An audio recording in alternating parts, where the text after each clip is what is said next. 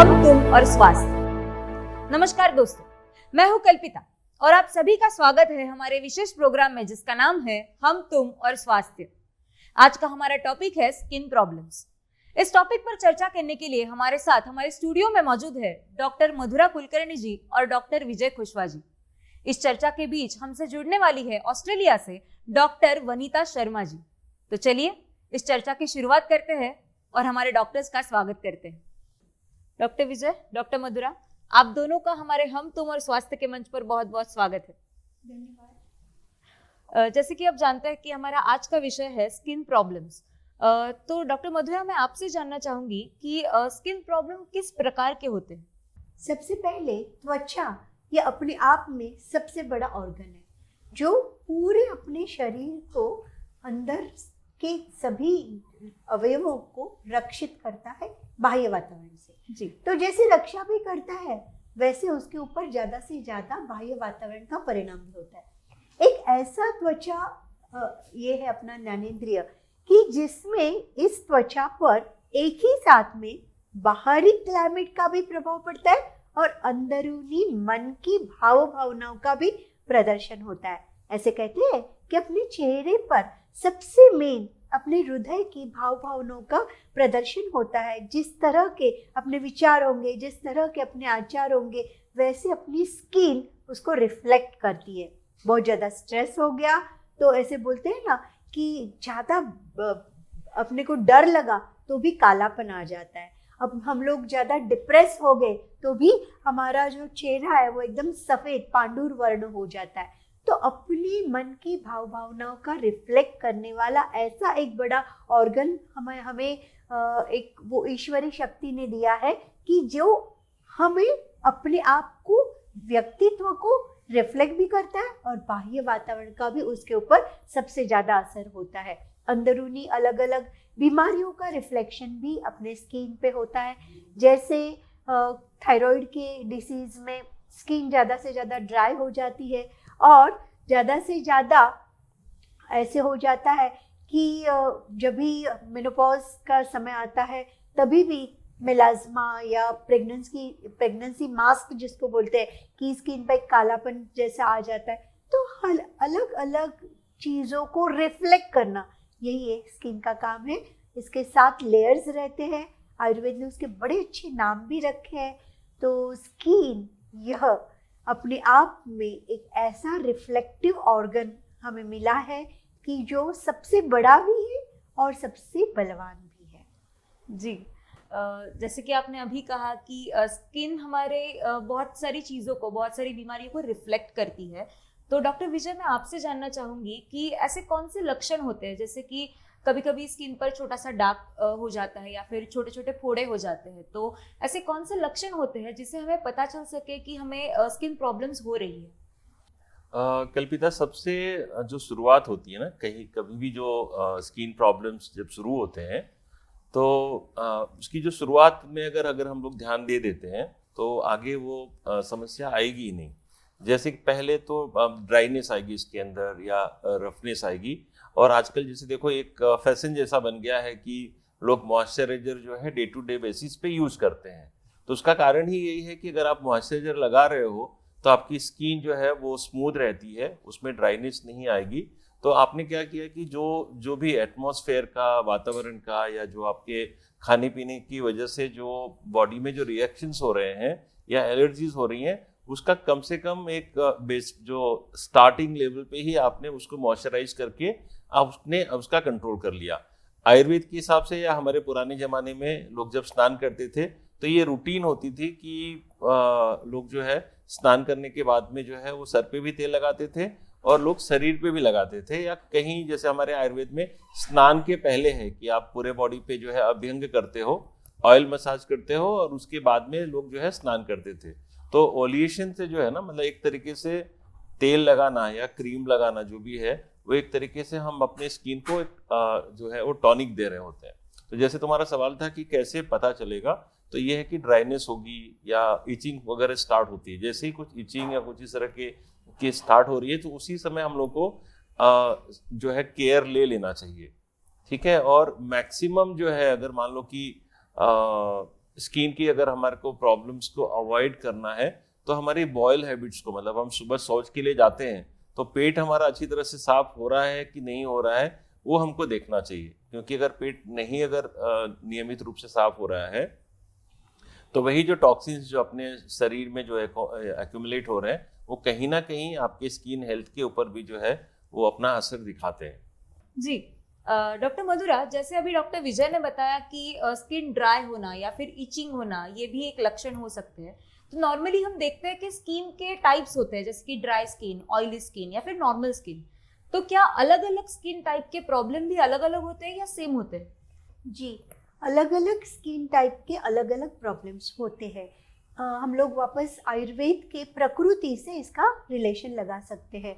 जन्म से ही हमें हमारी माता से स्किन का एक वरदान मिलता है। हमारे जब बच्चे का गर्भ में धारण हो जाता है तो बच्चे को माता से कुछ गुण मिलते हैं, पिता से कुछ गुण मिलते हैं। उसमें स्किन का जो वरदान है उसको माता से मिलता है। जो सॉफ्ट ये चीज़ें हैं वो मातृज भाव, ऐसे उन्होंने बताया है। तो ये मातृज भाव में स्किन का समावेश आता है। लगभग हेरिडिटरी अपने माता पिता के समान अपनी त्वचा भी रहती है। उसका रंग, उसका वर्ण, उसका जो टेक्सचर है वो हेरिडिटरी आनुवंशिकता से ज़्यादा बनता है। लेकिन वातावरण, वय, विचार, आचार, खान पान, इससे स्किन में कुछ कुछ बदलाव आते हैं। ऐसे जब स्किन और चेहरे की स्किन खासकर जब टेस्ट करते हैं तो एक टिश्यू पेपर का एक उसका टेस्ट है कि वो अगर सुबह उठकर नाक पे घुमाया जाए, कपाल पे घुमाया जाए, उसमें अगर तैलीय द्रव्य हमें मिले तो स्किन ऑयली टाइप की है या ड्राइनेस है, उसके भी कई सारे टेस्ट हैं। तो इसके ना अलग अलग प्रॉब्लम होते हैं।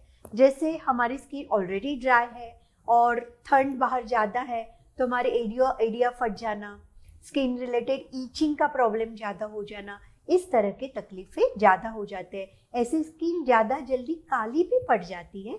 और आपने देखा होगा कि जैसे कोई लोग सूरज के किरणों में जाते हैं, सन के इसमें जाते हैं, सनरेज को, तो एक्सपोज होते हैं तो कुछ लोग फटाक से ज़्यादा काले हो जाते हैं, लेकिन कुछ लोग ज़्यादा काले नहीं होते, जिसको हम टैनिंग बोलते हैं, सन टैनिंग। तो वो स्किन अलग अलग टाइप के कारण अलग अलग टैन भी होती है और उसका ज़्यादा से ज़्यादा संबंध अपने प्रकृति से होता है। जो वात प्रधान प्रकृति है उसकी स्किन जो है वो ज़्यादा ड्राई रहती है और ज़्यादा स्केली रहती है। हाँ, और जो पित्त प्रधान है वो ज़्यादा गोरी सी स्किन रहती है उसकी, और उसकी स्किन थोड़ी सी लालिमा भी उसके गालों पर ज़्यादा रहती है। तो ऐसी प्रकृतियों में जैसे ड्राइनेस में ईचिंग ज़्यादा होगी, तो जो पित्त प्रधान प्रकृति की स्किन है उनको ज़्यादा से ज़्यादा फंगल इन्फेक्शन या सनबर्न जैसे सिम्टम्स ज़्यादा हो जाएंगे। वो लोग ज़्यादा लाल लाल हो जाएंगे, जैसे धूप में जाएंगे तो उनकी स्किन ज़्यादा तकलीफ देगी, उनको जलन ज़्यादा हो जाएगी। ठीक है। और कुछ प्रकृति की जो स्किन है थोड़े मोटापा उनकी स्किन में ज़्यादा रहता है, लेकिन उनको भी ज़्यादा स्निग्धता उनके शरीर में ज़्यादा होने के कारण पिंपल्स आना पित्त प्रधान प्रकृति में ज़्यादा रहते हैं। और कफ प्रधान प्रकृति में वो पिंपल्स जो वो ज़्यादा सूजन युक्त रहते हैं, पस उसमें ज़्यादा जल्दी भर जाता है। तो हर एक स्किन टाइप के अनुसार अलग अलग तकलीफें देखने मिलती है। मैं एक बहुत इंटरेस्टिंग चीज़ आपसे शेयर करना चाहूँगी कि अभी मैं देख रही हूँ बम्बई में स्पेसिफिकली फंगल इन्फेक्शंस बहुत ज़्यादा बढ़ रहे हैं।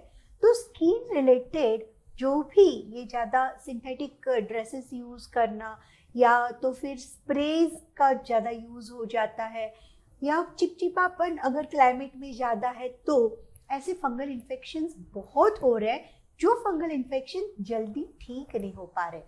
तो मैं अपने एज अ डॉक्टर मैं हमेशा ऐसा देखती हूँ कि कोई भी स्किन टाइप है उस स्किन के टाइप के अनुसार जो भी बीमारी होती है तो प्रेडिक्शन हम कर सकते हैं कि प्रकृति भी ये है, क्लाइमेट भी ये है और बीमारी भी ये जल्दी ठीक नहीं होगी, क्योंकि स्किन की तकलीफें ठीक होने में भी बहुत समय लगता है।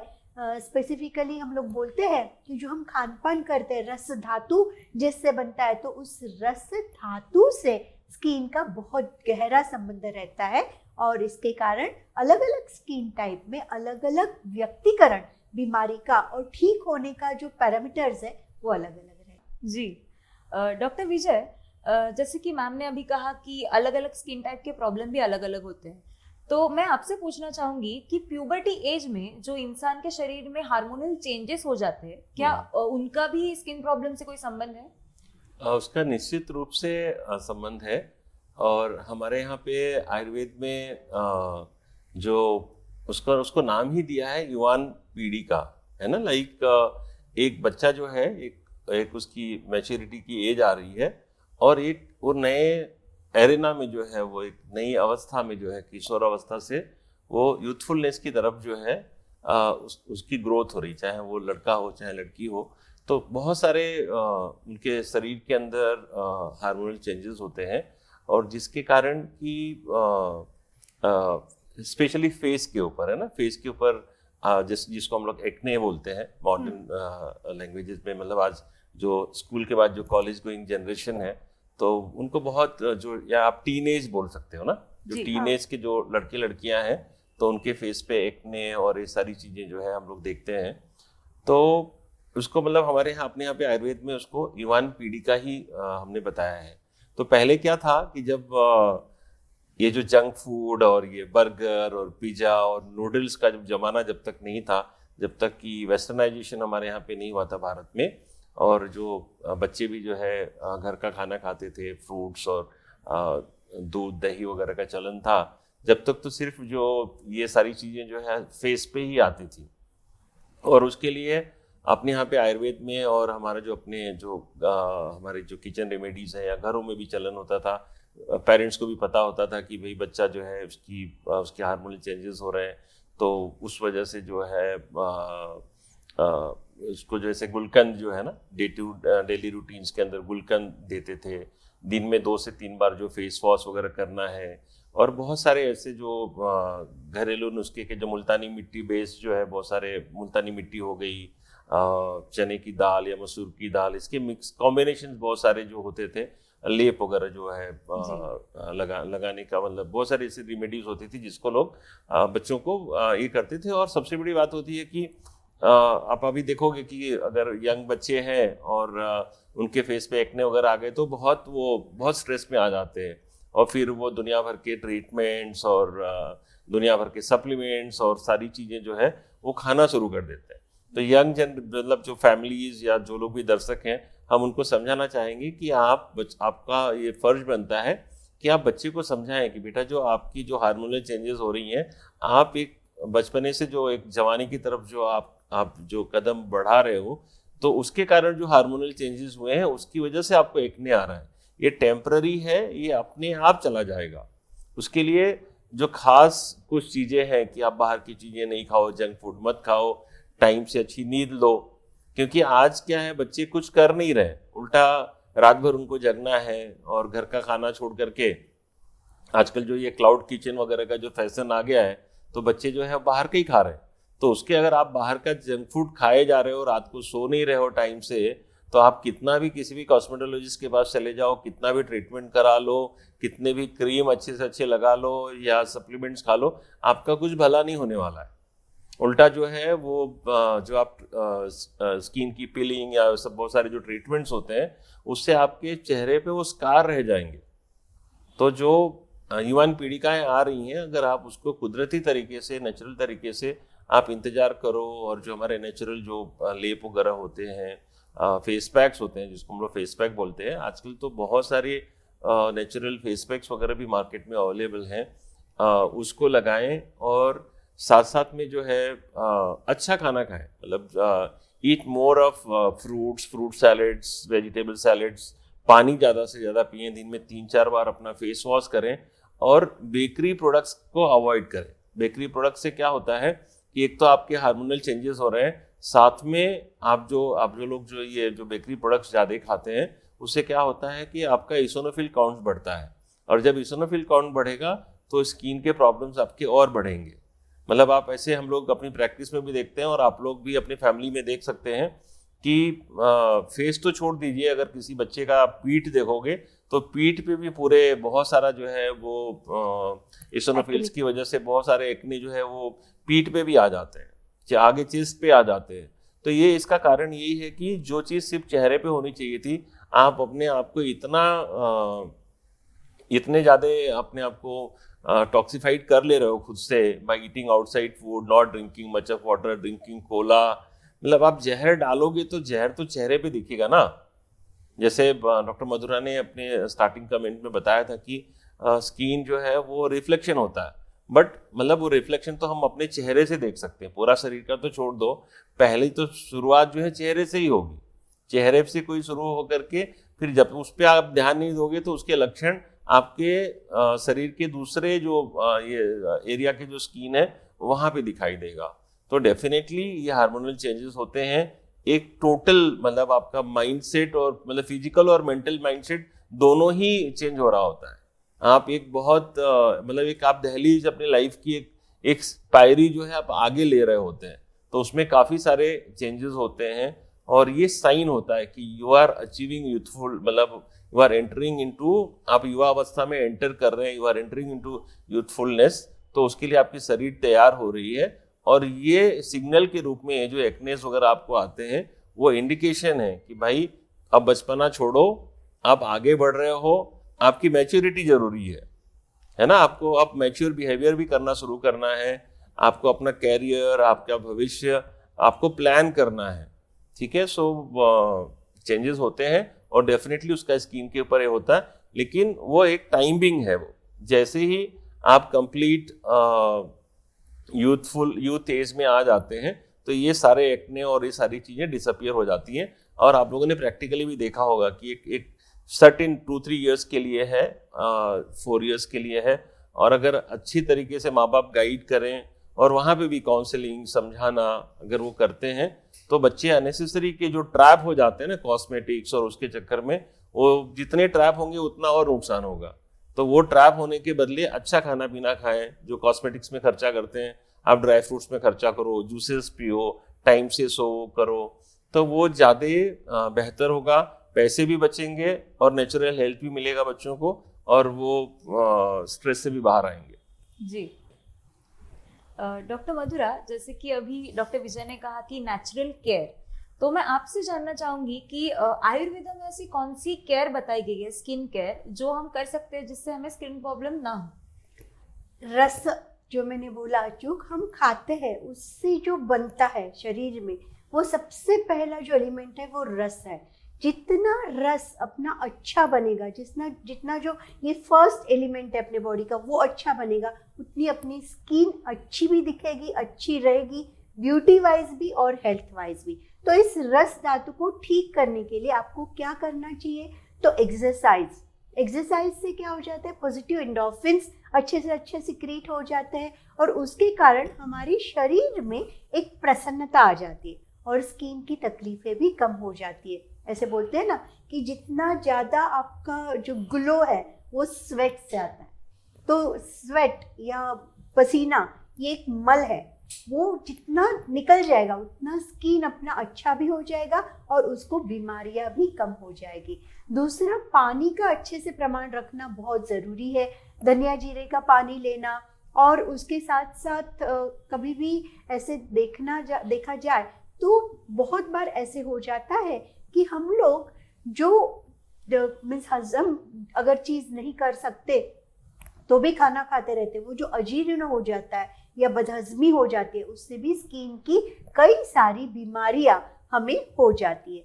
तो इसके लिए बदहजमी को टालने के लिए हमें खाना खाते वक्त एक घूंट गर्म पानी का पीते रहना चाहिए। तो इससे क्या हो जाएगा, डाइजेस्टिव जूसेस जो है वो अच्छी तरह से तैयार होते जाएंगे। फिर और एक इम्पॉर्टेंट बात जो बताई गई है कि इस रस धातु का पोषण होने के लिए, उसको नर्चर अच्छे से करने के लिए हमें क्या क्या चीज़ अपने खाने में ऐड करनी चाहिए। तो उसमें नेचुरल फ्रूट्स ये बहुत अच्छी चीज़ है, या तो जो नैसर्गिक सब्जियां हम ज़्यादा लेते हैं, ज़्यादा मसाले वगैरह का यूज़ कम करना है, तेल का यूज़ कम करना है। सिंपल सी ट्रिक मैं आपको बताती हूँ, अगर आपके घर में 3 लोग हैं तो 500 मिलीलीटर हर महीने हर व्यक्ति को तेल लेना है। मीन्स आपके घर में 3 लोग हैं तो आपको महीने का 1.5 लीटर तेल चाहिए बस। उससे अगर तेल का आप यूज़ कर रहे हो तो स्किन के ऊपर वो तकलीफें दिखने वाली है। और ध्यान रखिए, स्किन मीन्स सिर्फ आप फेस की स्किन नहीं तो स्काल्प की स्किन भी उतनी ही इम्पोर्टेंट है। फॉरेन कंट्रीज में आप अगर देखो तो छोटे छोटे बच्चों को भी स्काल्प के स्केलिंग होना, उसके जो चकत्ते हैं उसके ऊपर निकलना, ऐसी बड़ी सारी बीमारियां होती है। तो सगर्भावस्था में माता का जो भी आहार विहार आचार रहेगा उसका रिफ्लेक्शन जब बच्ची का स्किन तैयार होता है उसके ऊपर भी जाता है।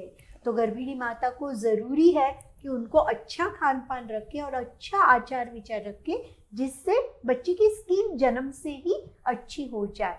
और उसके बाद और एक बात मैं हमेशा बताती हूँ कि ज़्यादा अच्छा स्लीप लेना, नींद अच्छी करना, ये स्किन के हेल्थ के लिए बहुत ज़्यादा मायने रखते हैं। तो आपको अगर स्किन केयर रूटीन आयुर्वेद के अनुसार मैं ऐसे बताऊँ, जो हेल्थ और ब्यूटी दोनों के लिए है, बहुत इंटरेस्टिंग है कल्पिता जी। तो सुबह उठकर आपको आपके स्किन पर नारियल का तेल लगाना है या तो तिल का तेल लगाना है पूरे बॉडी को। अगर पूरी बॉडी को नहीं लगा सकते तो पैरों के तलुओं पे घिस कर लगा दीजिए, कान को अंदर से लगा दीजिए और सिर पर तेल लगाना नहीं भूलिएगा, क्योंकि उसके कारण आपके स्किन को बहुत सकारात्मक वाइब्रेशंस मिलती है और उसका एजिंग कम हो जाता है जी। दूसरा, रात भर अगर हमने जो पानी एक रखा हुआ है तांबे के पात्र में, कॉपर के पात्र में, वो सुबह उठकर उषप-पान उसको बोलते हैं, वो उषप-पान अगर हम लेते हैं तो भी अपने स्किन के लिए बहुत अच्छा गुणकारी सिद्ध होता है। स्किन को कभी भी साबुन का या जो कृत्रिम सिंथेटिक चीज़ है उसका प्रयोग न करें। साबुन का प्रयोग करने से स्किन को तकलीफ हो सकती है। तो ध्यान रखना है कि हमें ज़्यादा से ज़्यादा स्किन केयर रूटीन में नींद अच्छी लेनी, एक्सरसाइज करना है और स्किन को ज़्यादा प्यार से सहलाना है। जी दोस्तों, स्किन केयर पर चल रही ये चर्चा ऐसे ही जारी रहेगी, लेकिन हम मिलते हैं एक ब्रेक के बाद।